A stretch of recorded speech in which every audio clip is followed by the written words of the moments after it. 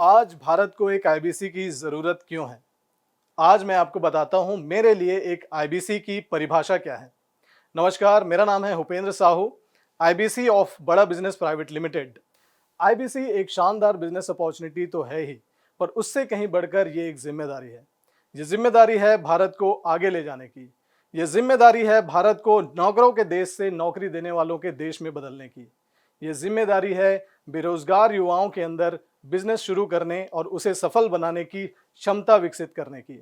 Business करने की वो शिक्षा जो हमारी शिक्षा प्रणाली हम तक नहीं पहुंचा पाई, उसे जन जन तक पहुंचाने की। ये जिम्मेदारी है 125 करोड़ भारतीयों के इस देश को फिर से विश्व का सर्वश्रेष्ठ देश बनाने की।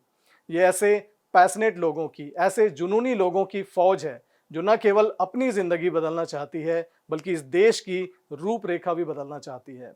जो सीखना अपना धर्म समझते हैं और आगे बढ़ना अपना अधिकार, जो मुश्किलों का डट कर सामना करते हैं और भिड़ चुके हैं अपने इस देश को फिर से सोने की चिड़िया बनाने में। ये टीम है ऐसे जुनूनी लोगों की। मेरे लिए ये न केवल एक बिजनेस है बल्कि एक मिशन है। मुझे गर्व है कि मैं एक आईबीसी हूं। मुझे गर्व है कि मैं आईबीसी बन के विवेक सर के इस मिशन में उनका कंधे से कंधा मिलाकर साथ दे पा रहा हूं। अब मैं आपको बताता हूं कि मैं क्यों आईबीसी बना। मैं छत्तीसगढ़ के एक बहुत ही छोटे से ट्राइबल गांव का रहने वाला हूं, जहां शायद मैं ही पहला शख्स था जिसने मैनेजमेंट की यानी कि बिजनेस की पढ़ाई की। एमबीए करने के बाद मैं देखता था कि मेरे आसपास कई ऐसे लोग थे जो बिजनेस कर तो रहे थे लेकिन इफेक्टिवली नहीं।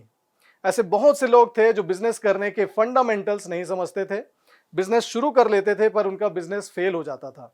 ऐसे में मेरे मन में एक सवाल आया कि बिजनेस करने की जो इतनी महंगी पढ़ाई, जो इतनी महंगी शिक्षा मैंने ली है, उसे लोगों तक कैसे पहुंचाऊं।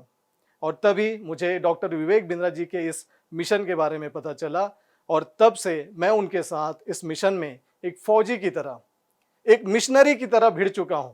और अब बारी है आपकी। Join IBC.